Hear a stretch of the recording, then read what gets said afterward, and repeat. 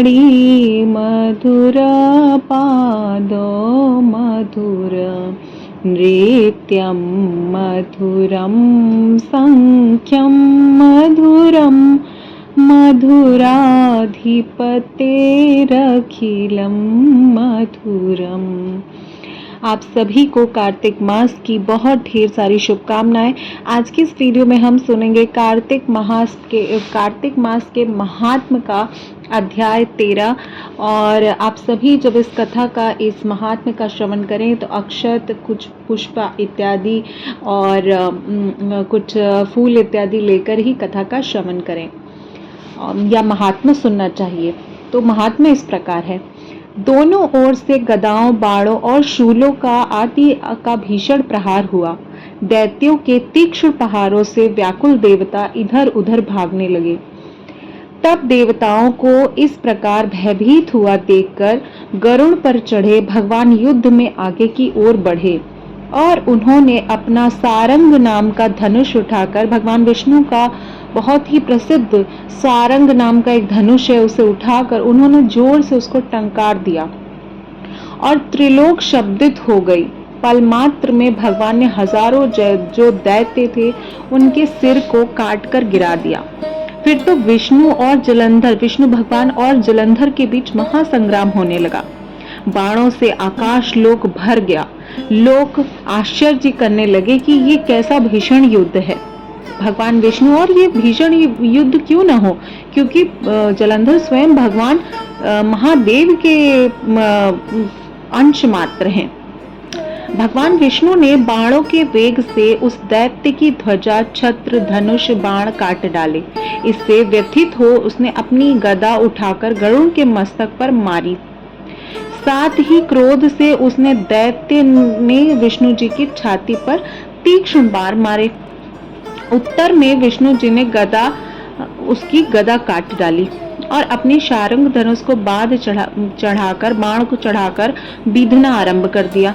इस पर जलंधर ने इन पर अपने पौने बाण बरसाने लगा। उसने विष्णु जी को कई पौने बाण मारकर वैष्णव धनुष को काट दिया। धनुष को कट जाने पर भगवान ने गदा को ग्रहण कर लिया और शीघ्र ही जलंधर को खींच मारा, परंतु अग्रिवत अघोत गदा के मार से भी वह दैत्य चलायमान न हुआ। उसने अग्रिमुख त्रिशूल उठाकर भगवान विष्णु पर छोड़ दिया।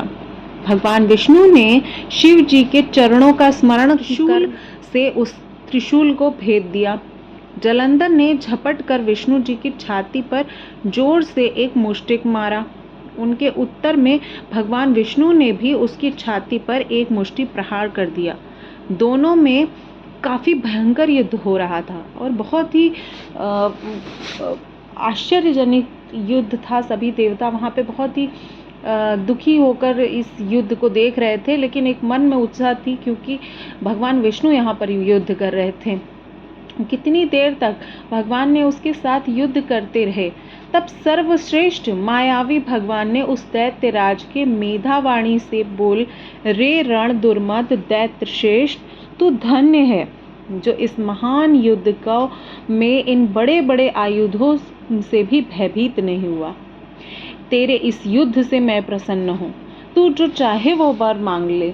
मायावी विष्णु की ऐसी वाणी सुनकर जलंधर ने कहा, भावुक, यदि आप मुझ पर प्रसन्न होकर वर देना चाहते हैं तो आप मेरी बहन तथा मेरे सारे कुटुंबियों सहित मेरे घर में निवास कीजिए। नारद जी बोलते हैं, पृथु महाराज से यहाँ पे कथा सुना रहे हैं कि कैसे भगवान विष्णु और जलंधर के बीच युद्ध हो रहा था।